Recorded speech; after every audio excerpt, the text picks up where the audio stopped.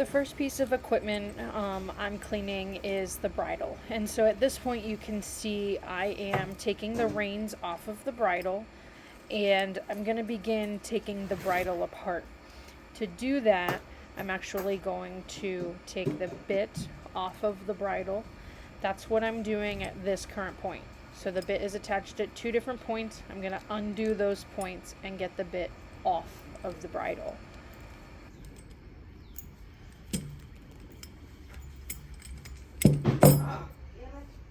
Once the bit is off the bridle, I begin taking the rest of the bridle apart. So now I'm taking the pieces off that are actually what holds the bit onto the bridle. So this is the first side, and then I'm going to take the next side off. After this step, I'm actually going to take the throat latch off. And so that is the black piece on this particular bridle. I'm going to take that off so I can get that nice and clean. And after that particular step, I'm going to take off the brow band.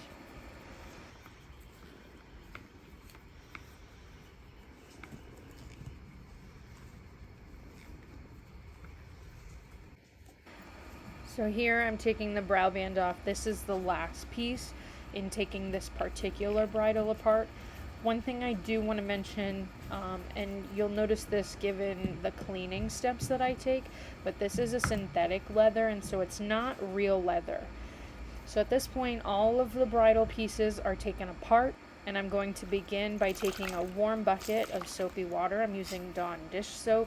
And I'm going to dip that on a sponge, and I'm actually going to scrub every single piece of the bridle on both sides to get it nice and clean.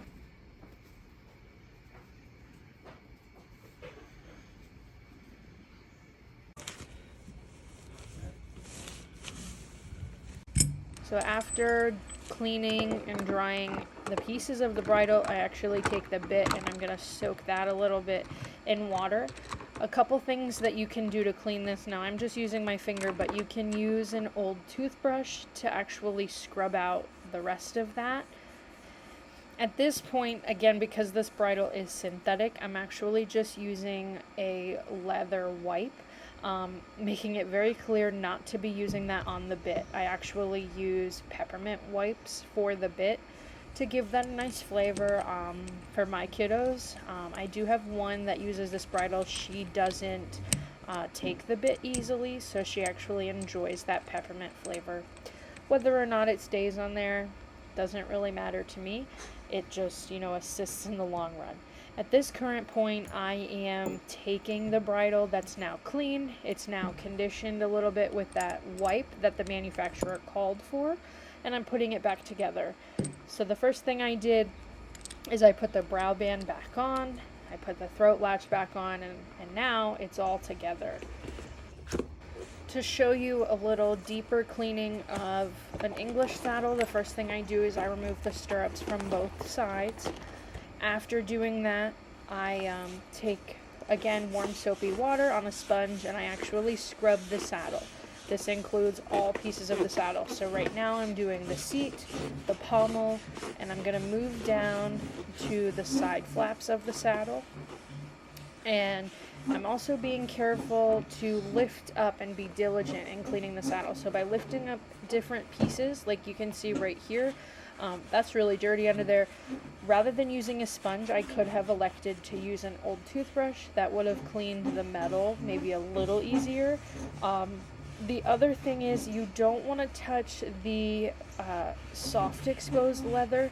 So you'll see I'm purposely avoiding that area because you don't want to condition that. You don't want to get soap on that. You can actually use a bristle brush to kind of just dust that off. Here you can see, again, I'm lifting up all levels of the saddle, so I'm going to get those girth straps. I'm going to do the underside of the saddle where my saddle pad would sit, my half pad, things like that. I'm going to scrub all of that down.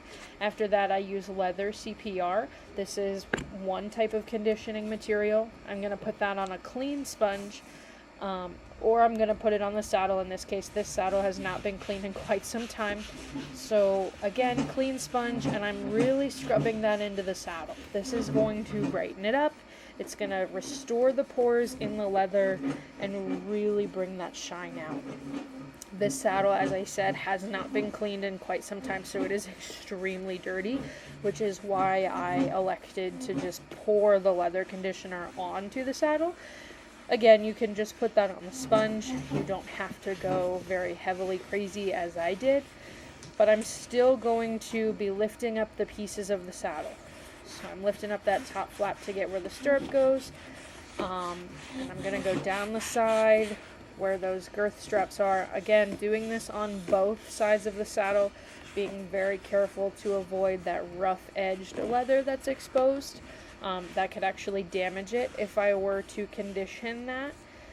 So I'm being very careful to not hit that at this point.